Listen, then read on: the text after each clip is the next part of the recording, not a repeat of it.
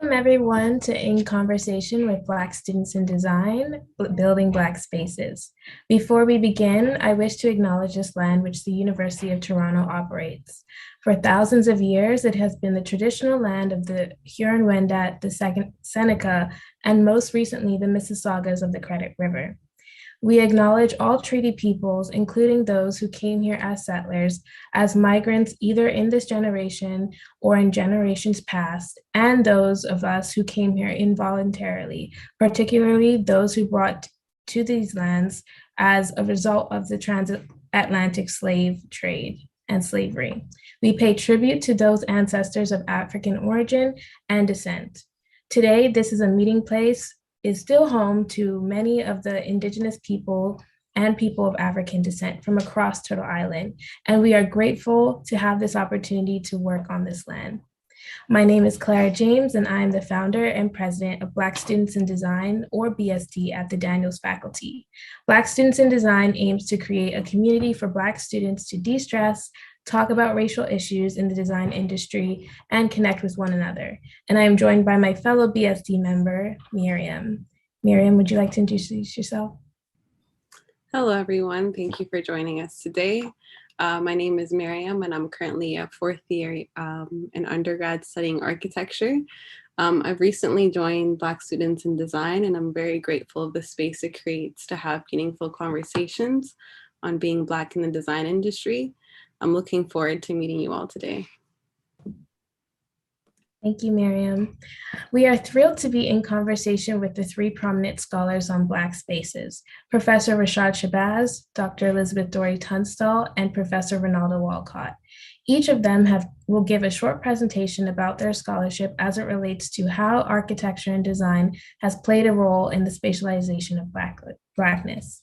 We will then have a panel discussion and answer questions from the audience. We encourage everyone to participate in this conversation, either by asking questions through the Q&A or comments through the chat. First, I would like to welcome Professor Rashad Shabazz. Rashad is an associate professor in the School of Transformation at Arizona State University. His book, Spatializing Blackness, Architectures of Confinement and Black Masculinity in Chicago, is an important text to this discourse. Rashad, over to you. Thanks so much, Clara, Miriam, and everyone for the invitation. Good evening, or I believe it's good evening, maybe late afternoon. I'm just going to go ahead and jump right in and talk a little bit about my research and talk about some of the contemporary stuff that I've done that continues to sort of trace the ways in which architectures of confinement or architecture and design in general are structured around Blackness. And one of the things that my research is really attentive to is that design is very race conscious. It is very clearly engaged with issues of race. And in looking at Black Chicagoans, which is my hometown, and the ways in which design and urban planning were mapped onto Black space and what that did in terms of organizing Black life, constricting Black life, and really sort of shaping Black identity, culture, gender formation, and health, really illuminated to me the importance of design, architecture, planning, and geography. So as Black people began to leave the South, fleeing white supremacy in the years between the First and Second World War, Chicago absorbed a significant amount of them, about 40% during the early years of the first phase of Black migration. And the South side of Chicago, where I was born and raised, which is a sort of 7-mile strip that's near Lake Michigan, absorbed a significant amount of those people.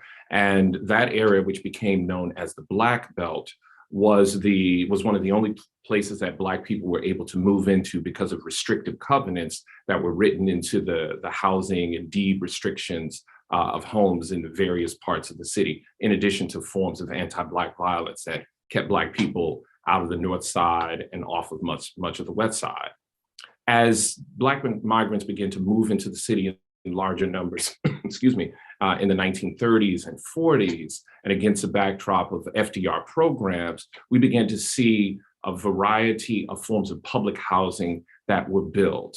Now, public housing was around before Black people came in, before Black people moved to cities. As a matter of fact, public housing was largely built for white immigrants in the early part of the 20th century. But the second phase of public housing that was built really between about 1940 and the early 1970s was built exclusively for Black people in Black spaces. White people kept them out through forms of violence as well as through forms of legislation, and Chicago was notorious for that.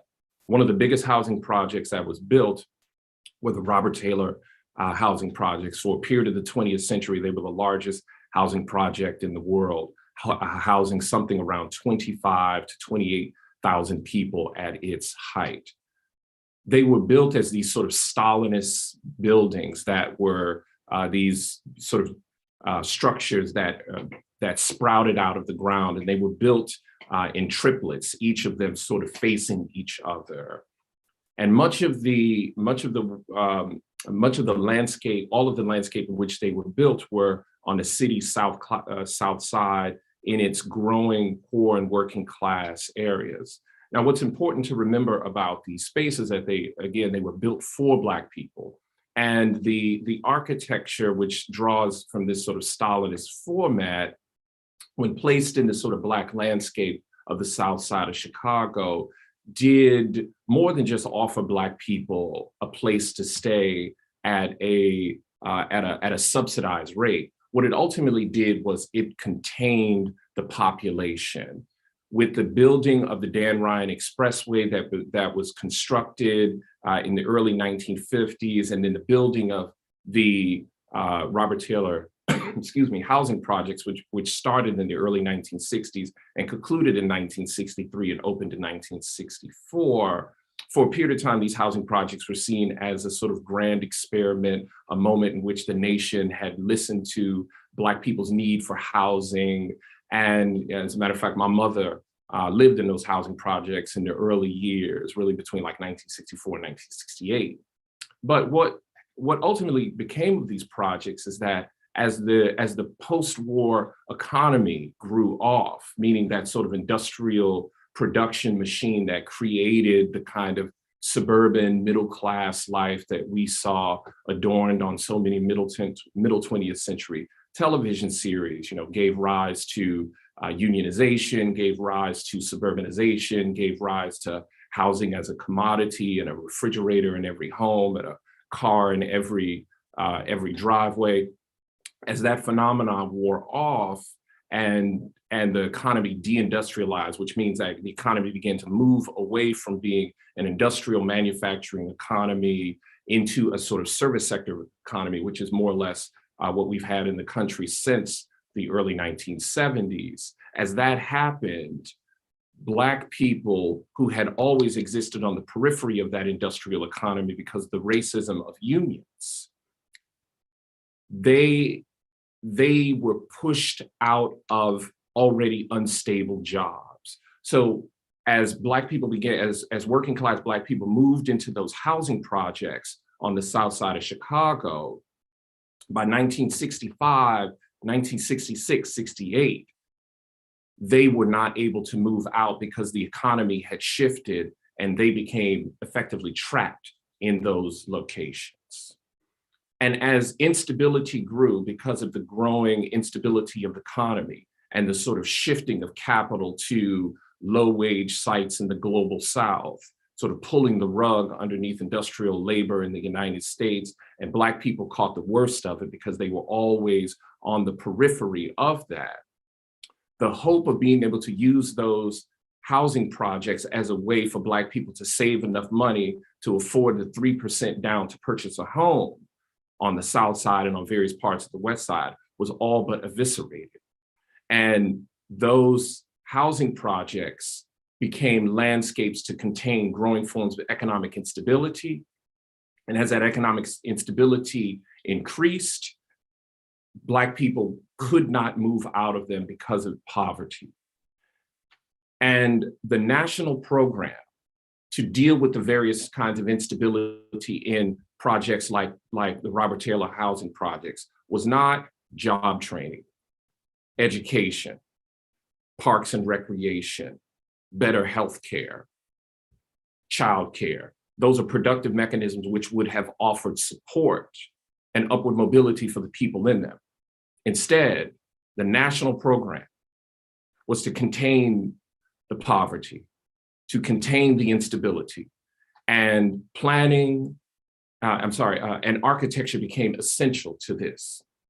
The Robert Taylor housing projects and other projects in the Chicago Housing Authority by the early 1970s were adorned with bulletproof glass, surveillance cameras, turnstiles, and chain link fencing, which went over the entire structure of the housing project. So you might imagine they were 16 stories high, and they were these sort of, brick encampments that sprouted out of the ground, and they were wrapped in chain link fencing.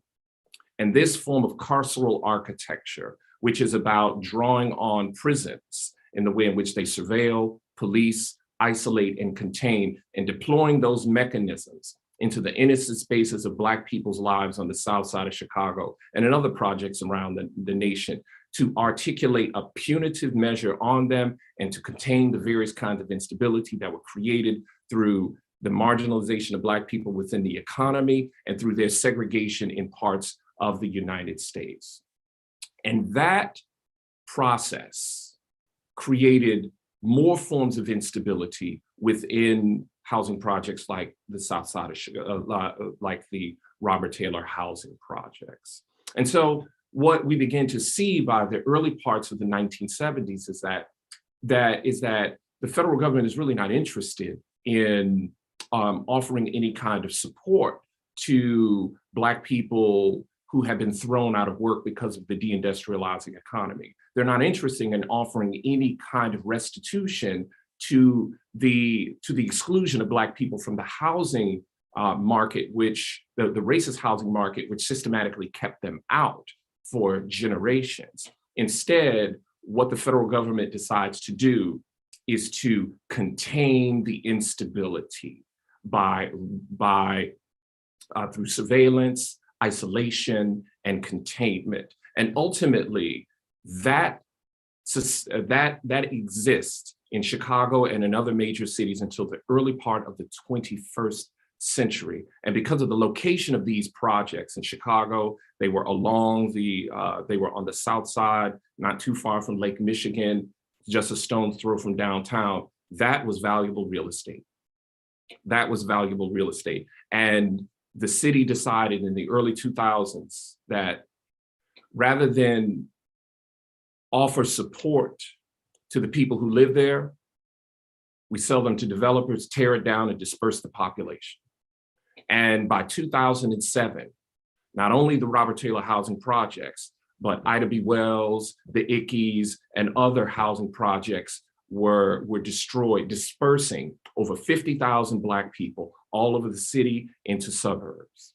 So what we see through this narrative is that there is a very race-conscious anti-Blackness that is embedded not only into where Black people can be, where Black people can be, but how design emerges to both isolate, contain them, and then when design no longer has an answer, to simply sell it over to market forces and hand it off to developers.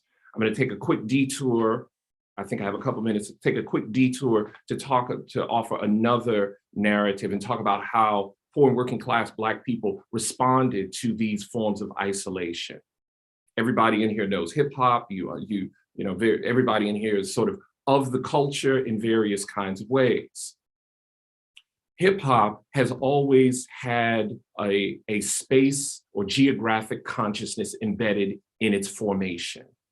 Hip hop is a largely Black and Latinx cultural formation that emerged in the Bronx in the early 1970s. The Bronx at this time was the poorest of the boroughs. It had the highest rate of joblessness, 68% jobless rate amongst its young people.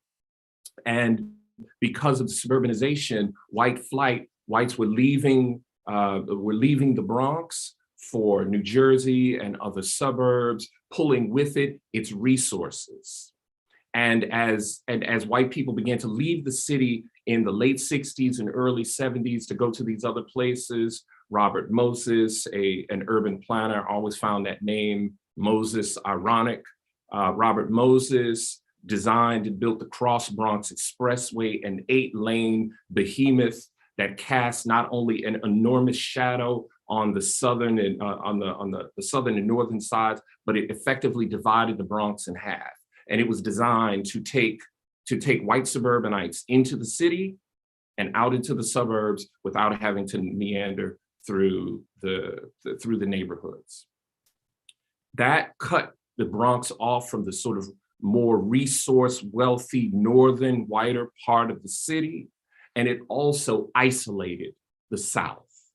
It was there where hip hop was born, and young people went to hip hop, to the painting, to the poetry, to the dance, to the music, not just to make great art, which they did and which you all know, but they went to it to save their lives, because the evacuation of resources in that neighborhood and against the backdrop of the evacuation of both people and resources, right? Hip hop became a way for young people, particularly young Black and Latinx people, to give voice to what they were grappling with, to demonstrate to the world that they existed and their lives mattered and were valuable, and that they had something useful and, sorry about that, to demonstrate that they had something useful and meaningful to offer to the world.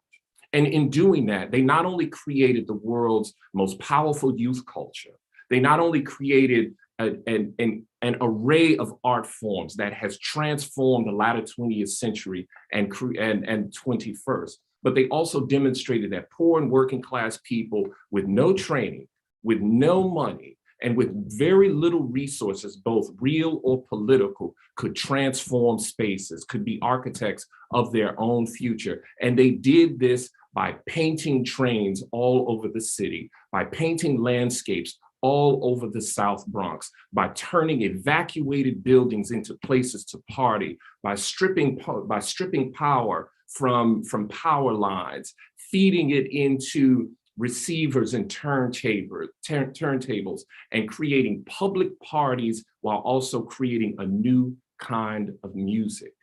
The Bronx, which had been burned out and evacuated, became an art studio with no help from the city, with no help from its political constituents, and with the evacuation of resources which were set in motion through racist policies, practices, and through a deeply racist housing and urban planning system. And so what all of this suggests is that design is not the prerogative of any institution, nor is it the design of any sort of Western, sort of white Western epistemology, that Black people and people of color and poor people have always been deeply invested in design. And they have designed and redesigned spaces, not just to sort of create beauty, not just to even create money, but to create landscapes that speak to their lives and values, to create landscapes that articulate who they are, why they matter. And these are the reasons that geographers like Catherine McKittrick and the late Clyde Woods have really talked about why Black place matters, right? And when we talk about Black places, we're not only talking about the various kinds of struggle and the sort of dialectical struggles that Black people have had in them, but we're also talking about the ways in which, against the backdrop of all of these systems that have tried to deny them both dignity and life, that Black people created ways of being and created landscapes that reflected who they are, what they are, and created futures for others. So with that, I'm just gonna step away and let my colleagues step up to the mic. Thank you. Thank you, Rashad. And we really appreciate your time. We understand that you might leave early. Next, we have Dr. Elizabeth Tunstall, the Dean of Faculty of Design at OCAD University. Welcome, Dori. Good afternoon. So I changed my mind and I do want to do visuals because there's just a part of me that's like the designer part. I was like, I need to see something or I need to show you something. So I'm going to just do a little screen sharing here to present some visuals, and I'm gonna so just a little bit of introduction. I'm Dori Tunstall, Dean of Faculty of Design at Oak University. First Black female Dean of a Faculty of Design anywhere. I'm a design anthropologist, which means I look at the relationship between culture and design. And my heritage is African American, and that's important to share because some of the examples that I'm going to talk about will come from an African American context. And I know, especially, I've been here 5 years enough in Canada that sometimes there's some sensitivity around that, but I just ask you forgive me, and I'll talk about Canada as we talk about how we address the lack of respect that design has had many ways for Indigenous, Black, and POC people. So the ethos at Oak University is respectful design. That's the kind of environment that we're trying to cultivate in terms of design's relationship to racialized and Indigenous bodies, but also design's relationship to the land in and of itself. So we come from a decolonial perspective, but understanding that colonization is deeply implicated and influential of the lives of not just Indigenous people, but also Black peoples in the settler colonial states that are Canada and North America, including the United States. As a design anthropologist, I actually look at the relationship between human values, design, and experience. And for the last 5 or 6 years, what I've been looking at is what is the values of respect? Or in particular, what has been the values of disrespect that design has perpetuated against, again, Black, Indigenous, and people of color communities, as well as the land in and of itself. So deeply interrogating the ways in which the values of design and tech have been and still are colonial, white supremacist, patriarchal, and capitalist, and the specific harms that this orientation towards design has had on Black and Indigenous people. So I'm going to tell you a short story, a colonial story about this dude, Eli Whitney, one of my favorite people in the universe. Eli Whitney was a graduate of Yale, moved to Georgia to work on a Caroline Greens plantation, and indebted, so wanted to get rich quick. So what he's best known for is inventing the cotton gin. The cotton gin as a design, again, in order to make some money, he did months of research about the labor relationships of the enslaved people on Mrs. Green's plantation, the different fibers, because the challenge they were trying to address is the fact that the fibers in the inner part of South, so this is Georgia, the Carolinas, all of these things are short hair, so not as good for use of textiles as the long-haired one. The innovation he developed was around like how you comb through, because what the cotton gin does, it removes the seeds from the cotton fibers so that you can use them for textile production. And the way he wanted to get rich is through licensing this particular one, but it was one of the first patents that was created by the United States. And so he didn't make any money because he was caught up in patent wars. Now, the thing that I always talk about in terms of like the cotton gin is that we always talk about like unintended consequences of what people do. And that is kind of what we refer to in like unsettling, like that movement towards innocence. Like I didn't intend for this to be harmful, but the story about the cotton gin is that its intended consequences were to be harmful. So its governing values was like how to be super efficient and make money fast. What it seek to achieve is to reduce the time for enslaved people to clean the cotton, to remove the seeds from the cotton fabric from 1 day of labor to 1 hour. And because of that, then farmers could increase the cotton cultivation because all of a sudden it would become profitable. So intended consequences of this design was that the number of enslaved Africans went from 700,000 in 1790 to 3.2 million in 1850. Because the understanding that now it is faster and more efficient and more profitable to produce cotton, that it required more slaves to grow the cotton. It required more land to grow the cotton. So the consequences it had, intended consequences on indigenous people, is that this forced the US to accelerate their efforts to remove indigenous nations from the south to the west of the Mississippi River.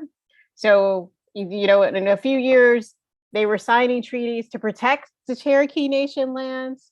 But then within 6 years, they were asked to give up those lands or forced to give up those lands. And then by 1830, Andrew Jackson signed the Indian Removal Act, which again, through force, set up a situation in which very few indigenous communities and nations, sovereign nations, were able to remain on their lands, again, east of the Mississippi River. And unintended consequences is that the cotton gin was set to set the conditions for the Civil War. Again, the cotton that was produced from the South was like the major export to the United States. It was exported to England in order to fuel the Industrial Revolution, because the Industrial Revolution was steam energy plus textile mills. And again, the increase in slavery in the enslaved population in the South set up more tension with also the mills that were being created in the north of the United States. And so the question of what to do with this growing enslaved population, the relationships between the north that had the mills and the manufacturing and the south that had the land that was taken from indigenous people, set up the tensions and the conflict that was said to have led to the Civil War. And then just a note of irony, Eli Whitney, again, never made money from the cotton gin, but he made all of his fortune from the mass production of the gun in and of itself. So the moral of this story is that design from misguided values, in this case, efficiency and fast money, cause irreparable harm to others, and specifically is cause irreparable harm to Black communities, which then means our relationship to the design project is always one of challenging and critical compromisation of what design thinks its values are and what it ought to be in order to be, again, more inclusive. So one of the biggest challenges that when we talk about design, whether this is architecture, whether this is graphic design, whether this is industrial design, whether it's all sort of practices of design, is the modernist project, which is a project that came out of Europe in the 1800s, but is used as the way in which we think about what design is, like the story that we tell about design. And in that sense, the story we're telling through that particular very European story coming out of the 1800s is like progress is achieved through technology, which brings luxury to the masses, that you need to drop your national and ethnic baggage in order for to maintain this ethos of universal design or universal mankind through a universal appeal to similarity as opposed to difference. And this story about progress in and of itself becomes really tricky even today, where you have to ask the question of progress for whom, right? And one of the things I always talk about how so many of our modern technologies are still based on this master and slave relations. And so I always talk about that Siri, the way we treat Siri, the functions that Siri is supposed to have. Again, in the 1700s, Siri would have been an enslaved Black or indigenous woman fetching to get something, fetching to get information from one plantation to another. So the technology and the designs behind that technology that even we use today is still tied up into these slave relations where these activities would have been formally done, or in some cases still is done by human beings, and that labor is hidden. And even our nightmares that we talk about technology is like fears of the white fears of a slave rebellion, right? So all of the movies, this is, still from iRobot, The Matrix, all of our sort of nightmares around design and technology is what would happen if the enslaved populations changed and shifted those relationships between master and slave. So in this, we've been asking, if you understand this history of design and its contemporary repercussions and how we think about design, how do we begin to move forward? And this is where I'll stop sharing and just talk about the fact that, like, again, first of all, you're able to move forward from that. And some of the work that we've been doing at OCAD University is addressing that history and then figuring out as an institution how we can make amends. And so some of that, one of the key things that you have to do is actually bring Blackness into the space. And so the work that we've been doing at OCAD through our Black cluster hires, and we've also had Indigenous cluster hires, is to reach a critical mass of Black faculty so that a few things can happen. First of all, Blackness is brought into this space, that there's enough of us there's no tokenism or super tokenism there, that then people feel that they can bring all of who they are, like all of their intersectional identities that are implicated in Blackness. You have enough people there to reify the message of who you are, to appreciate the message of who you are, that you feel that you're in a space where you can bring more of it. And then it's beginning to break down all of the institutional structures that are, again, have kept Black people out of spaces. So we've changed the way we hire. We've changed the criteria by which we hire to take into account systemic exclusion. Again, we recognize in our curriculum that the story that we tell about design is only one story, and there's many other stories that we're telling. So we're rewriting curriculum to rebalance the narratives, but also creating new curriculum in order to sort of go deeper into what is the story of Black design. We're changing our portfolio review process by which we bring in students, because we know in many cases, and because our students tell us, it's like the only way they felt like they could get a job, or the only way they felt they can get into art and design school, is by, again, assimilating to this notion of good design, which is coded in an aesthetic that is European. Like, you don't need to be a Swiss guy from the 1900s in order to be able to succeed, right? So we're beginning to change even the way we think about the language by which we write what we require in our portfolio reviews for students to be able to enter. And by bringing Blackness into the space of OCAD University, we've been able to sort of establish relationships with community, where community sees now OCAD University as part of its configuration of resources. Like, the happiest day pre-COVID was when people would email and say, we need to have the Great Hall for this event. We don't want to pay for security. We don't want to pay for all of this. That sense of, in many ways, entitlement to the spaces, to the resources of the institution, said that we were doing our work because now the Black communities felt that this is a part of us. This is something that, again, we could use to help bring greater capacity, right, to our communities, to the things that we're wanting to do. And so taking all that notion of the way in which, like, design has been harmful, again, through doing the work of understanding that and understanding what are the barriers that prevent Blackness entering into these design spaces, systematically, we're just trying to figure out what's the next thing that we need to break down. What's the next reason that creates doubt, that creates separation between the practices of making, which, again, as Rashad is saying, is like, we make all the time as a community. In fact, we are the drivers of innovation around making, right? But we are not, it's not institutionally recognized. It's not institutionally supported. And so the work that we have to do and the work that we're trying to do at OCAD University is one, recognize, two, support, and then three, amplify that support and recognition so that the institution is deeply connected to, embedded in, and part of the Black communities of which our faculty and students belong, and that they want to continue to belong to and want to continue to support. So that's it.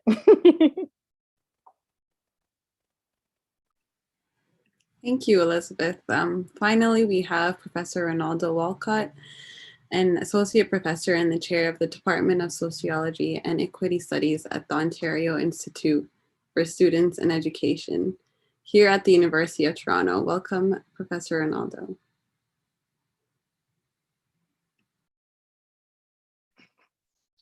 Thank you, Clara and Miriam, for inviting me to be in conversation with two colleagues that I have not seen for a really long time in the flesh.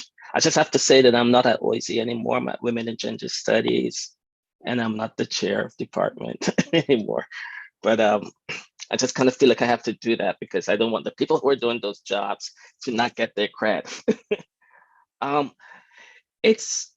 This is a wonderful conversation to be a part of. And I'm sorry that it might be that for some of you that Dori and Shabazz and I ended up sounding like one long broken record, but hopefully there's some little differences. And, so if I had to kind of think about what I'll say to you, I'll say something like, I'm thinking here about Black design, and design in Black life. And to do that, I kind of feel like I'm speaking to you from the place of being a Black identified male, but a Black gay man. And so for me, when those two things come together, the question of place, space, and design, literally the built environment and how it functions, is kind of central to how I move through the world. And so in some ways, what I want to do here first is kind of take you back to what I would call the scene of the intellectual crime when we think about design, and that is to think about the slave ship and the plantation and to think them together, because within the context, at least of the Americas, it's really difficult to think about Black people's and Black people's relationship to the built environment, but also to the autonomy of their bodies, ownership of their bodies, designing our bodies, as my colleagues have already pointed to, that where we don't begin with slavery and plantation slavery. And I don't need to show you an image of the slave ship design and the plantation, because they are so ubiquitous that they live in our imaginations. Like everyone knows the Brooks diagram of the slave ship. Everyone knows something about the great house or the plantation house of the plantation. What doesn't live in our heads are the slave quarters.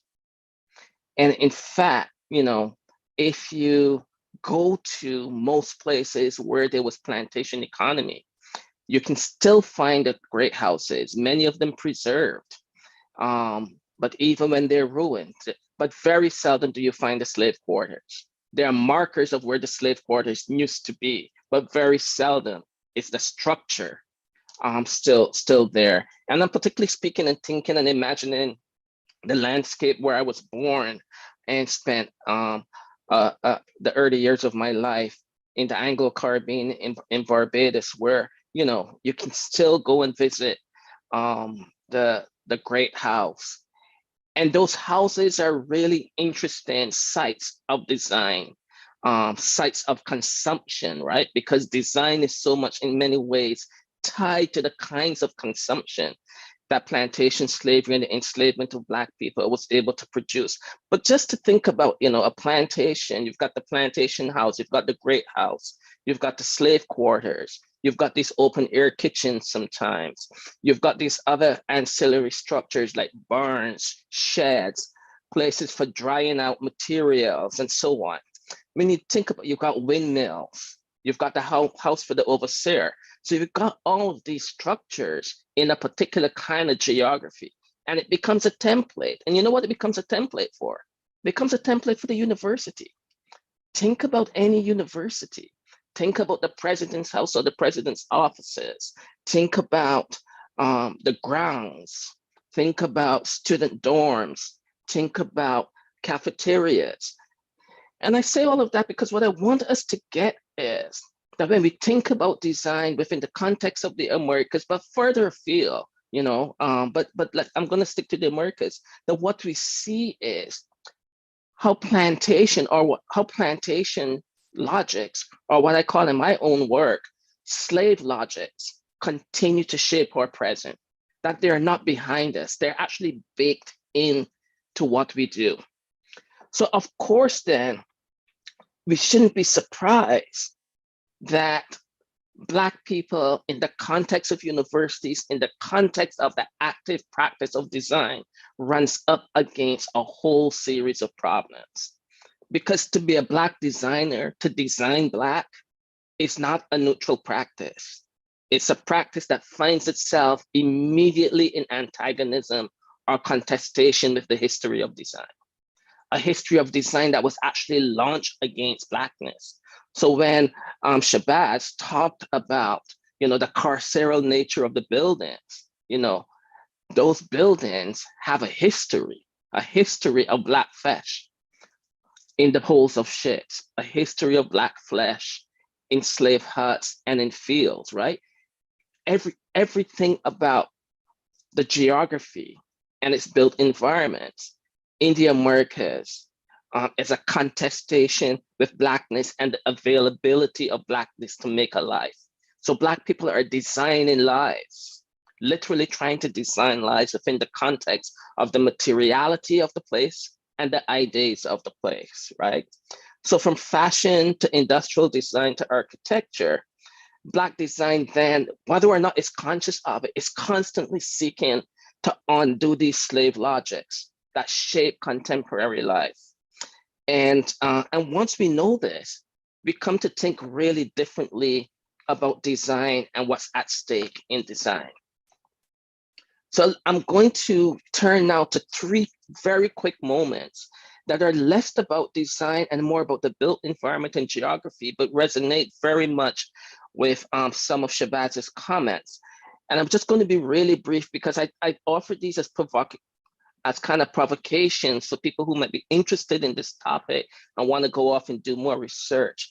But I want to take 3 moments from the 1970s, from the late 1960s in Canada to the early 1970s, the moment of Hogan's Alley, the moment of Africville, and the moment of Little Burgundy.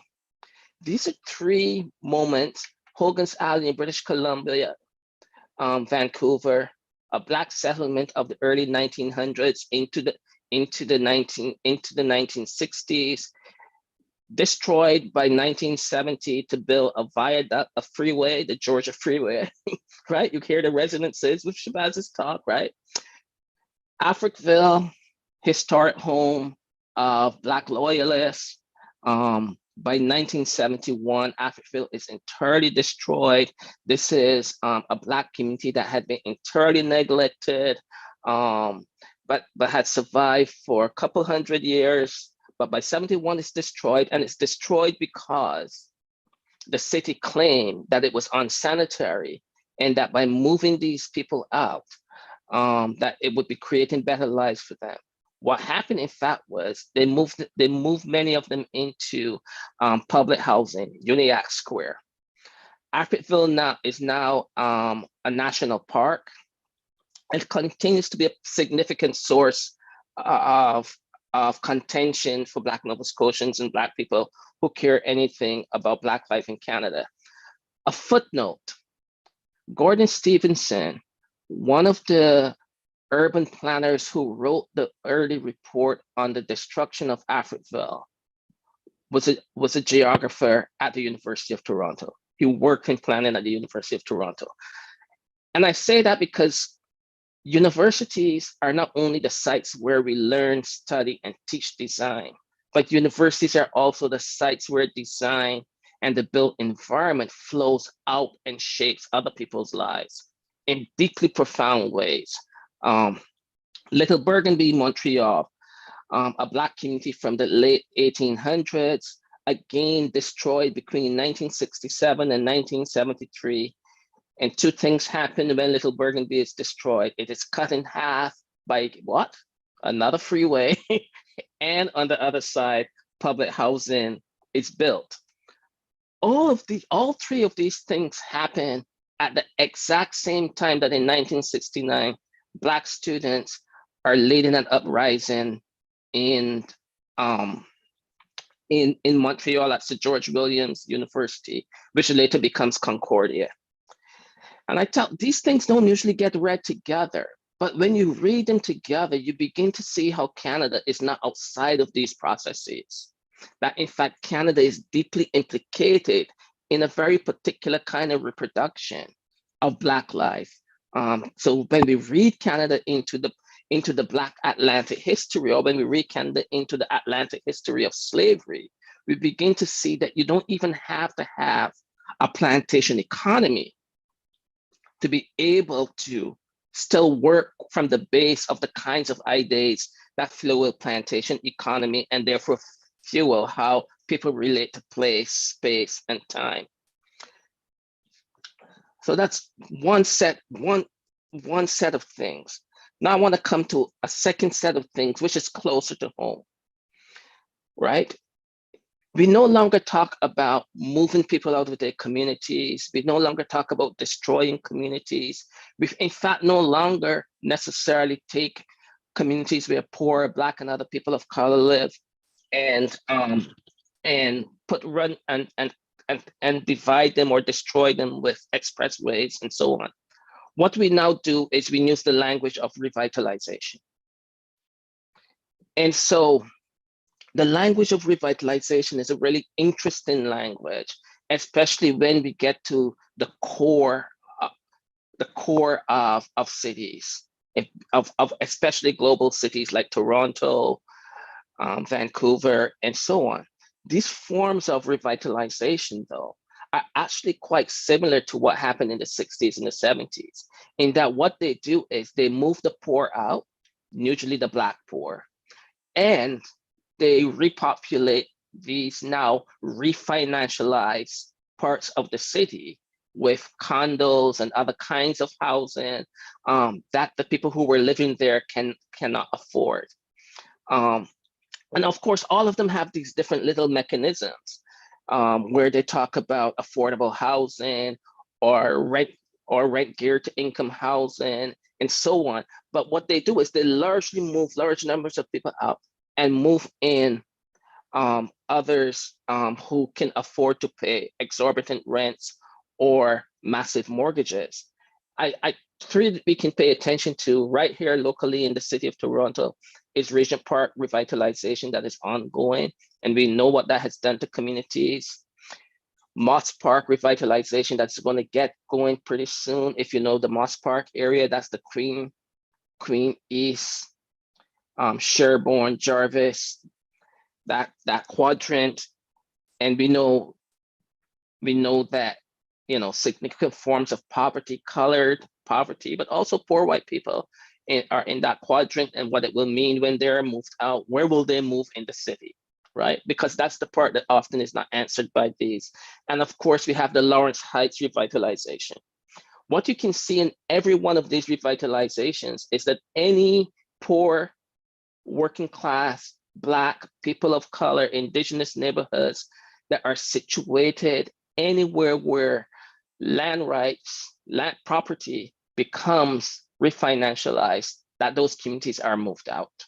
So the question of refinancialization is something that is now heavily much tied to the manner in which we might think about design, right? The whole idea of the star architect who comes in and now designs the new building that is going to go where the formerly old social housing building used to be. So this is all a part of a very particular kind of network. And of course, what doesn't get financialized there is Black lives. So what design does here, functions to do, is to make Black people disappear, to make poor people disappear, to make poor queer people disappear, to make indigenous people disappear, and so on.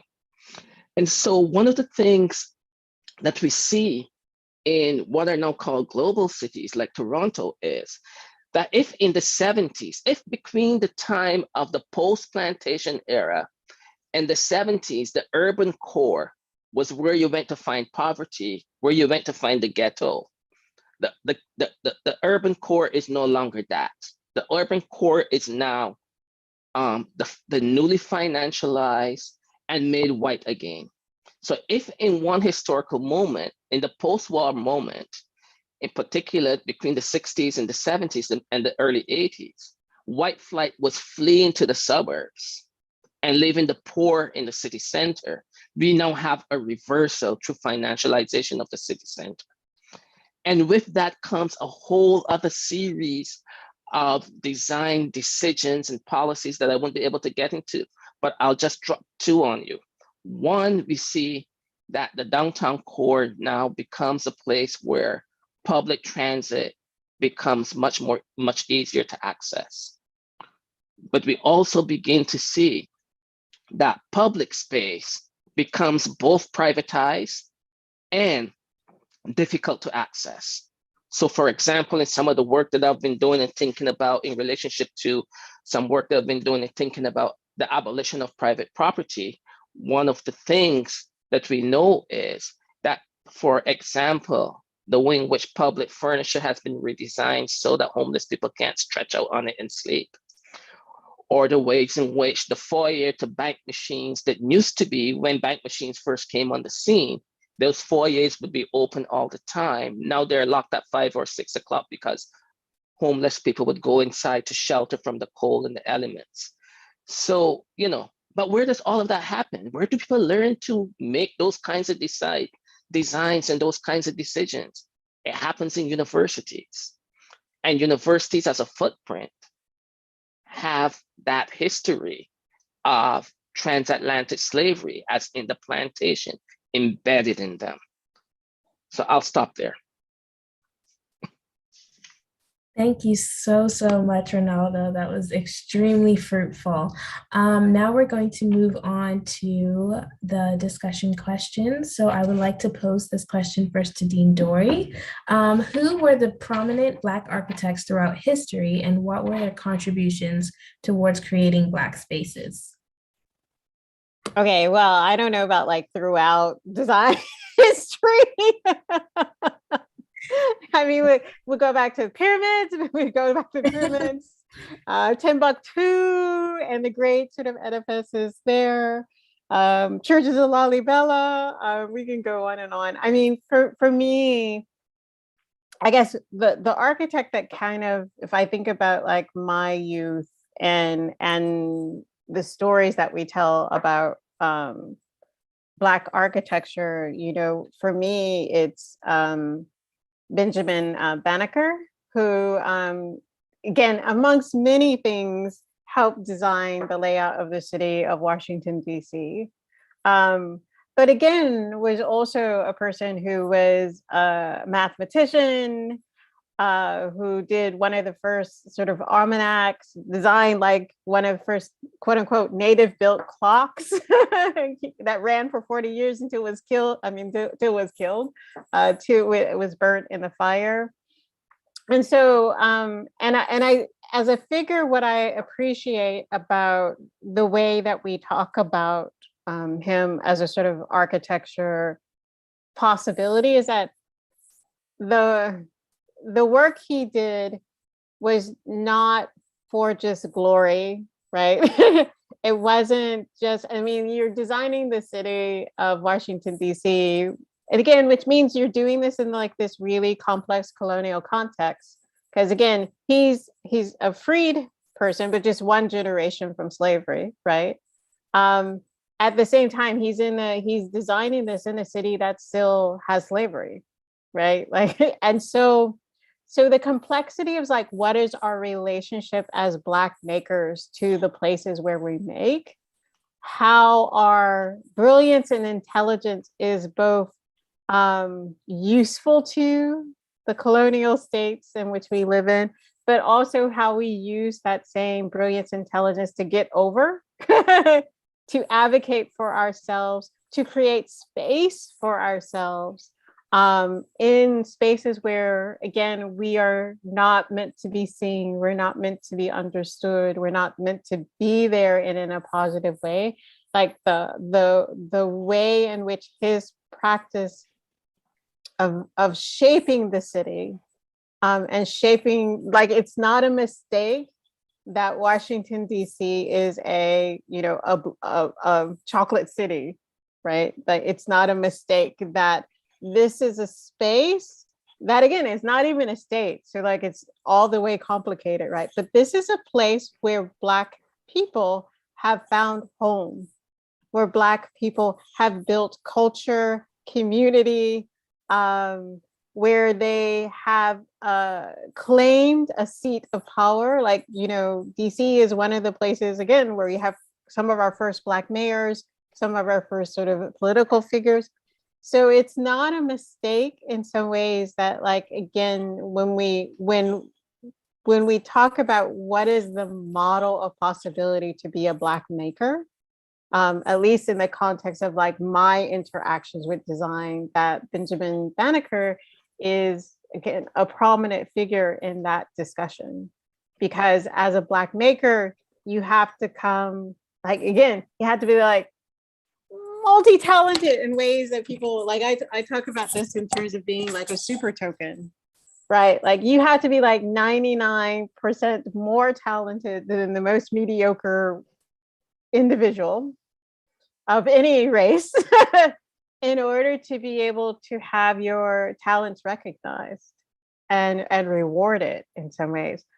But again, why that position, sometimes being positioned as a super token or a token, doesn't work institutional in the way that institutions would like them to, is that you also come with that commitment to community and creating space for the Black community in those areas of power and influence and design that you have. And so when I think about like what's the present and the future necessities of Black makers, like that's the kind of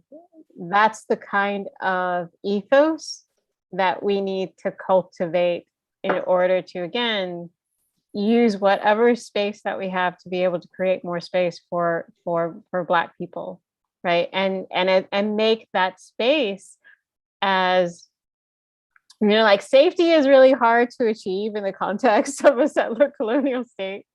But we have pockets of accountability, we have pockets of community, and we have pockets of joy and rest, so that we can continue the revolution. And so being able to engage in practices of making and practices of Black making with that ethos, like that was happening with Timbuktu, and that's what happened with Benjamin Banneker in Washington, D.C. And that's what needs to happen. Fictionally, we did it in Wakanda. Now we need to sort of build that into our real everyday live cities that we live in. And that's the work of your young generation, is creating the possibilities for that. Amazing, thank you. If I might say something to that I think is, less about a particular kind of a particular individual and more about, one of the things that when Dori was speaking that really made me think about was, to think about how in the post-colonial Caribbean, the claim, being able to name oneself architect, was not necessarily available, but what one sees are styles and patterns that take on their own kind of meaning in relationship to landscape, in relationship to history, in relationship to materials of what was available, and so on. And so, I think about, the Chattel House in Barbados and in the Anglo-Caribbean. I think about the way in which in a later period when people had access to other materials, the way in which brick houses were built, the way in which people really redesigned the notion of a bungalow. So, you know, some of it reaching for certain kinds of classical classical characteristics, but not always, right?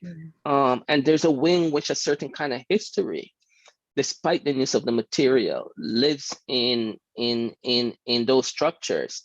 I think Dori's really onto something when she said we got Wakanda. You know, I've been thinking a lot about, for this conversation, about, you know, the fact that the great Caribbean African American poet June Jordan trained as an architect. And, you know, so she's a poet. We know her more as a poet and as an activist and as an essayist, but she trained as an architect. She never got to practice. And that's one of the things that when we think about architecture as a profession, as a way of naming oneself, that lots of Black makers run up against, which is that people train. They train to be industrial designers. They train to be architects and so on, but they don't necessarily get to practice. Or they are constantly in apprentice to more senior people. So these are the kinds of things that also shape how we think about what Black design is. So of course, we know more about Black designers in fashion because that is a little bit, somehow a little bit more accessible than some of the other practices. Agreed.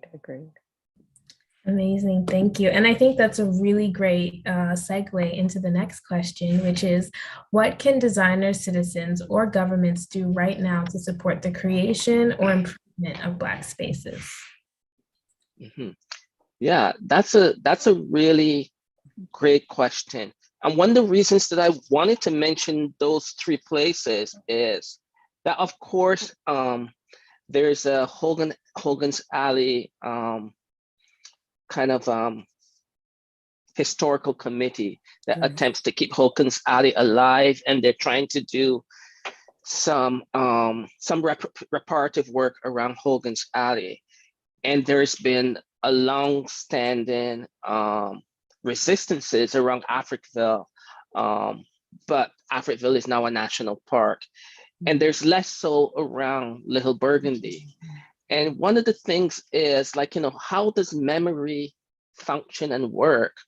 Memory can function and work through how we collectively come together and remember things, but it also functions through the kinds of structures and memorials and so on that we're willing to collectively engage, make, and bring some kind of presence to.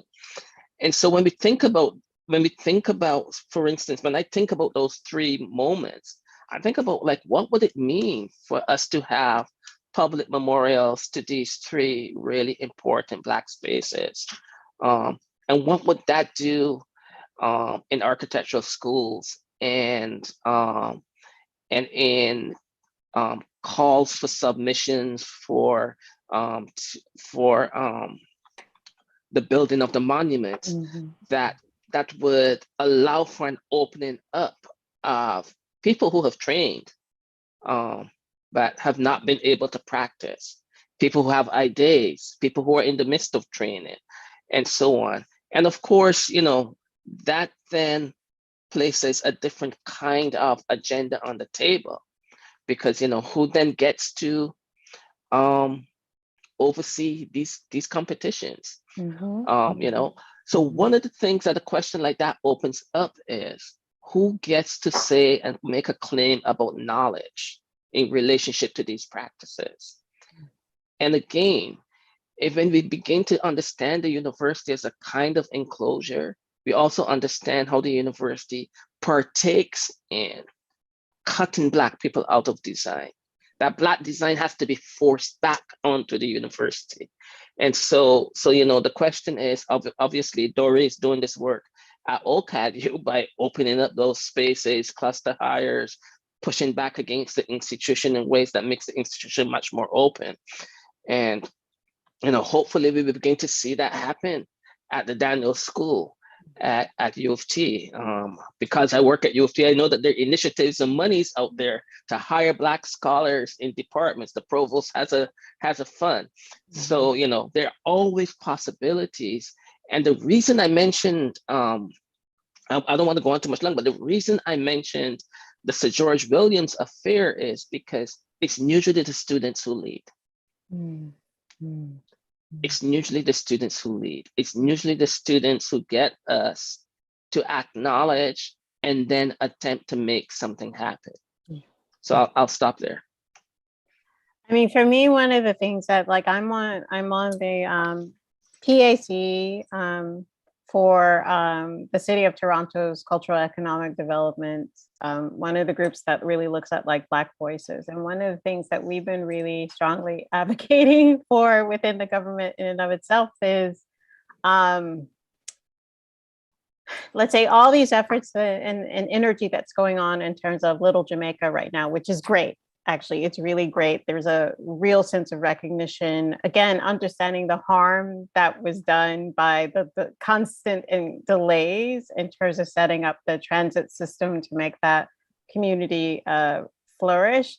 But it's still the part that we were sort of advocating for is that, but you can designate it a historic area, you can have murals up all over you want, but if you're not actually providing the resources for people to own, right? To own in such a way that they're not easily dispossessed of their stores, of their homes, of these things, then you're maintaining that same precariousness that, again, led to the eviction of people in Africville, right? And so if you don't address all the things that we've learned about Black dispossession, if you don't build that into the policy, if you don't build that into the ways that money gets distributed, don't give us a loan, give us a grant, all these sort of things, then all of a sudden you're not really addressing what it takes for the community to not just thrive and survive, but to be able to flourish, right? That it becomes a place where people, again, find economic opportunity that they can share with each other, right? So that everyone's able to flourish. And so for me, and then that brings the opportunity, because again, if I'm a business owner, right, and I have the resources to redevelop my building and my space, I'm going to hire a Black architect to be able to do that, because I want to put my sense of culture and what's important to me and the patterns, right? As Rinaldo said, the patterns that I've learned that defines what's good architecture for me, not what's happening over in Europe. I want to bring someone into that who can co-create with me that vision of what it means for us to be in that space. And so if you give Black communities the resources, and I say give, because you owe. I'm really big on the term reparations, right? If you give, not loan, if you give, right, the resources that allow Black communities to build and co-create and design the space for themselves, we know how we're able to flourish. Again, going back to the United States, but again, you can talk about it here in Canada. We have had flourishing Black communities. And the moment they the moment they get to the point where, again, white people get jealous of the wealth, get jealous of the power that they come in and they bulldoze it down in order to put a park, or bulldoze it down in order to put a highway. So there's these acts are intentional acts to stop the flourishing of Black space, right? Of Black possibility. And so I feel from a government perspective, from, the financial institutional perspective, that in some ways is this is the time for reparations, in which you provide Black communities the resources to do it for ourselves, because we're brilliant. We are brilliant, right? And our brilliance has only been limited by all the structural barriers that have put in place to keep from our brilliance from flourishing. Thank you so, so much, Dori. And the final question is, the Black Lives Matter movement was the inspiration for the creation of Black students in design. Do you think this movement has impacted Black spaces, and how? Oh, most definitely. The movement for Black lives has impacted not just Black spaces, all kinds of spaces across North America, in Europe, even on the continent, in the Caribbean. And of course, the thing about the movement for Black lives and its impacts is that it takes us back to again to the scene of the intellectual crime, which is the theft of Black bodies. And so Black people, in our insistence on owning our bodies and saying that our lives matter, have responded in a fashion of not just resistance, but in an insistence on remaking the institutions that have governance over our lives. And sometimes we are more successful than at other times. But one of the things that is very clear, especially when we think about Black people and questions of design, is our best designs happen on our bodies, because that's the one thing that after slavery we've been able to have the most control over. Mm-hmm. Our bodies are also the major target, right? So the police desecrate our bodies, but we value our bodies. If you look at the way we work with our hair, I wear dreadlocks. If you look at the way we take, a t-shirt, a pair of jeans, a skirt, and remake it otherwise. In my last book, The Long Emancipation, I have a section where I talk about sagging pants. Mm-hmm. And the sagging pants is one of the places where we get a glimpse of Black men and the kind of question of freedom, right? Because what they do is they take the pants and they do something with it that we're not supposed to do with a pants. It's not just the sagging pants. The manner in which the pants is worn is a design idea, a design practice. Mm-hmm. So what happens when you see that kind of possibility throughout the US in various places, all of these little towns bought in ordinances where young men could be fined for wearing sagging pants. Because wherever Black people assert the possibility of freedom, that slave logic that I was talking about pushes back against it, right? Or we take Black women's bodies, their hair, their derriere, what have you, totally abused, called all kinds of nasty names. And then white women decide that, oh, that's a feature that I like, a la the Kardashians as one example. And it becomes a popular feature of how a body should look like. So now people are going to the gym and the entire workout is squats, right? Now, these things sound funny, but they're the reality that constitutes the social relations that Black people live in. So the question of, does the movement for Black lives have an impact? It has an impact larger than even those of us who are living in this moment actually fully understand. Because what Black people are doing is, we're saying if there's one thing we own, it's our body. And we're going to own it. We're going to own it in ways that at some point is going to be really autonomous, right? This is the last defense. So yeah. And again, what I have found amazing, just again in the last couple of years, is like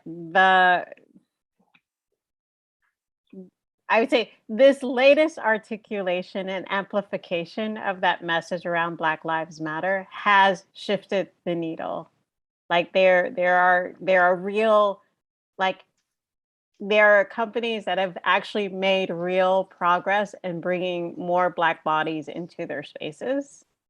And, and it's only happened in a couple of years. So it's like, it takes a couple more years to see what changes that's going to bring in terms of their practices, in terms of their structures, in terms of the way in which they operate with power, right? Because most of the time they're bringing them at entry level. And so it takes a few years for them to get into positions of power to really begin to change the way the institutions work. But that's happening in a way like, and you can see it as like, you can say the word, and I've seen like design leaders say the word white supremacy in a way that I know 5 years ago, I couldn't even say at OCAG University the word white without it causing, I mean, I said the word white and it caused like a huge kerfuffle throughout the institution. How dare this American upstart call us white?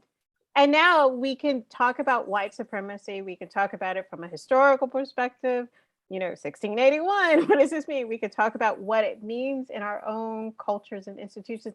And those same conversations are happening in design, large design firms. Like I'm having conversations with Nike, right? About what is it that Nike is doing, right?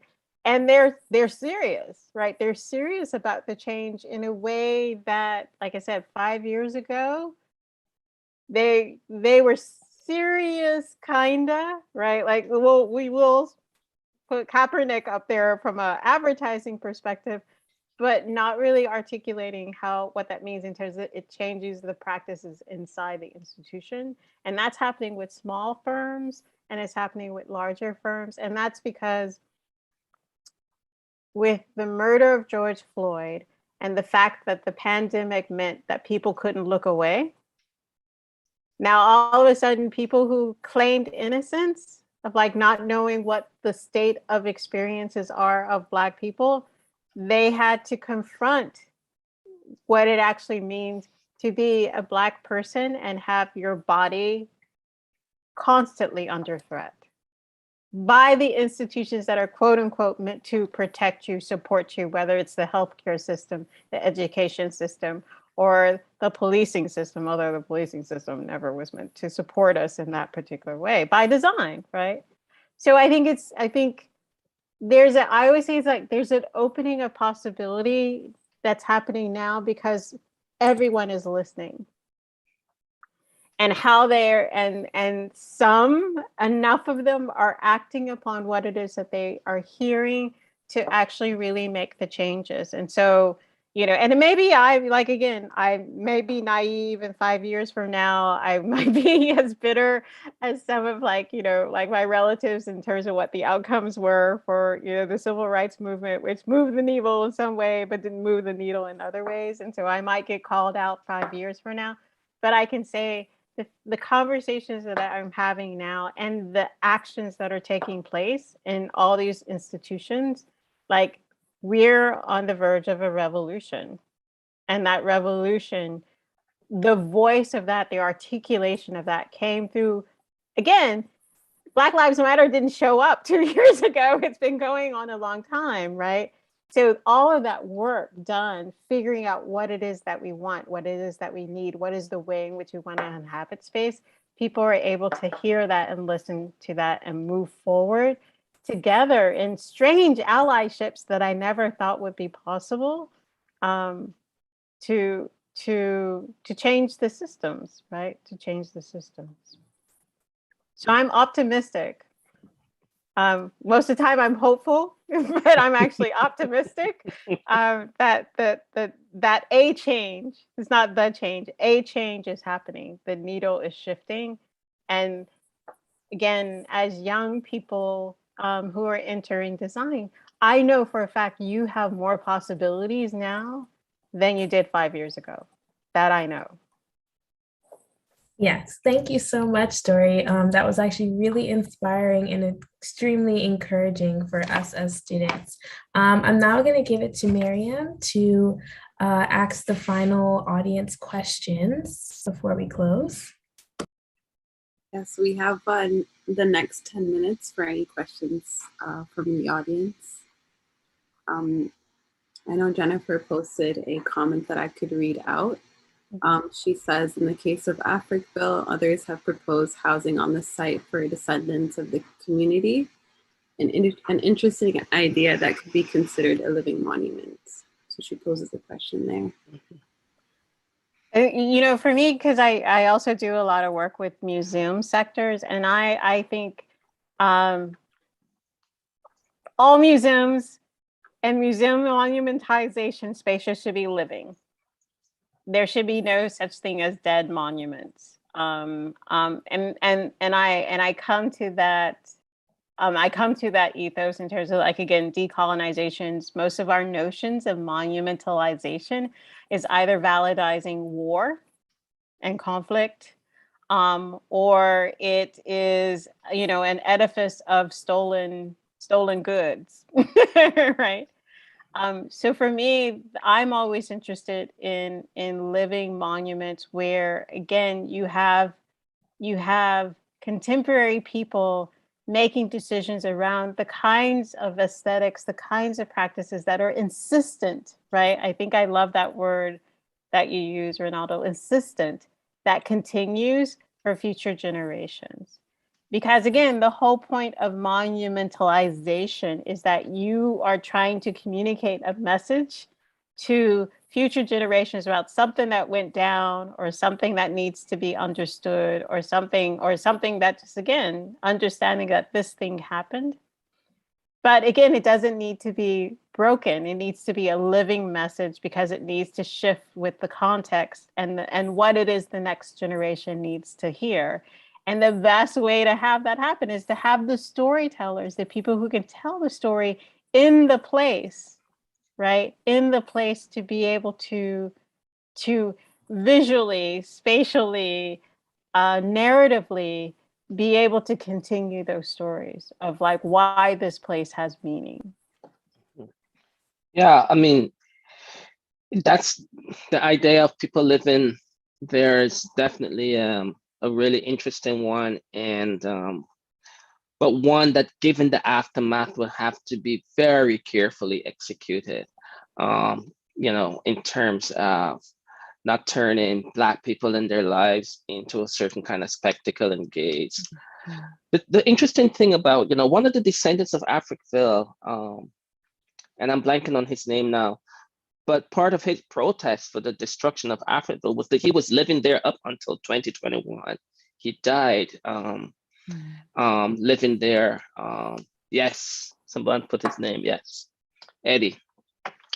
So, you know, when I think about his protest and his insistence on not moving, and I think about, you know, the living monument, there's a tension there for me. But I entirely agree that the best kind of museology is a living museology, and not one that is a kind of museology of didactic cards and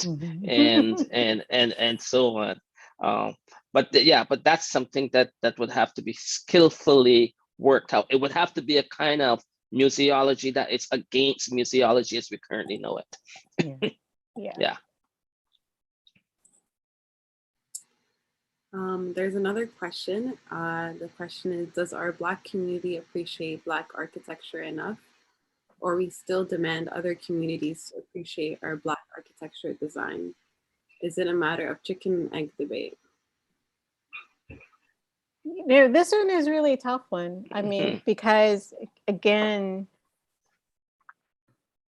we talk about, like, you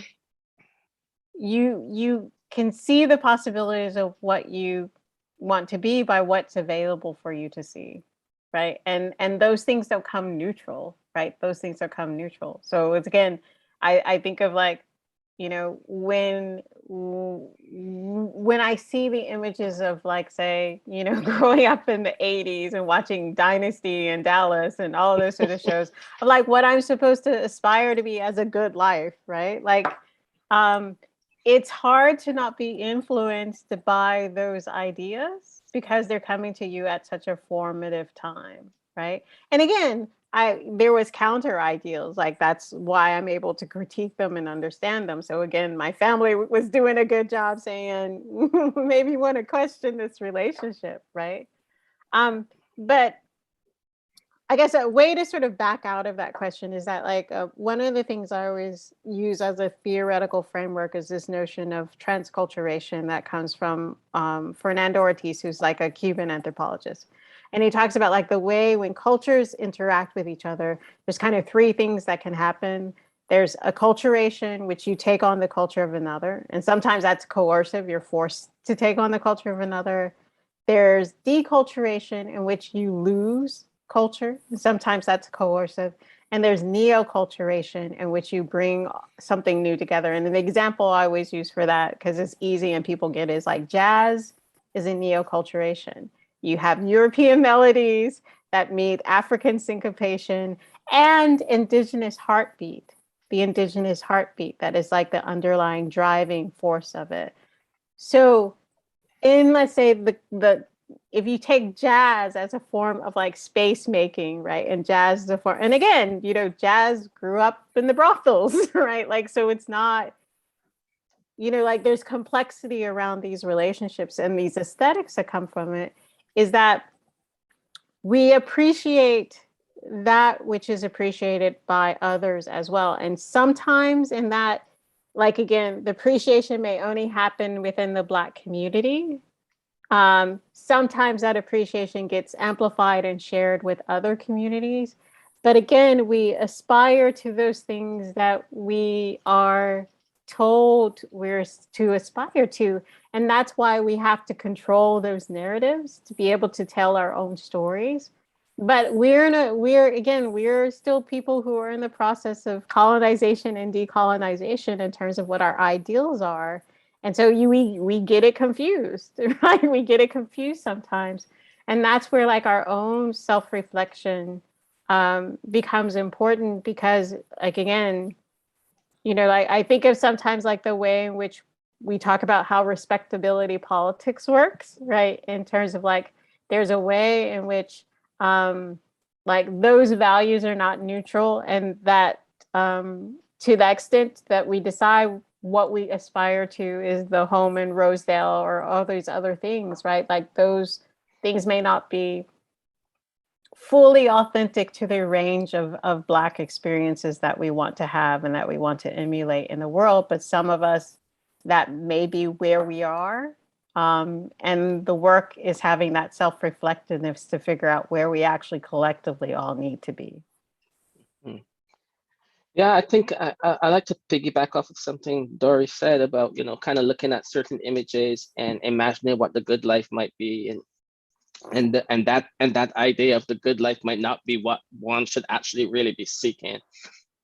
And I think about, you know, when you think about certain kind of architectural design technologies, for instance, in hot places like the Caribbean, where, you know, slanted roofs keep places cooler. But the problem is that then there's another discourse that's coming at people that's telling them, well, you know, if you don't have air conditioning, you're not really living the good life, you know, and so that mitigates against certain kinds of design impulses and practices and so on.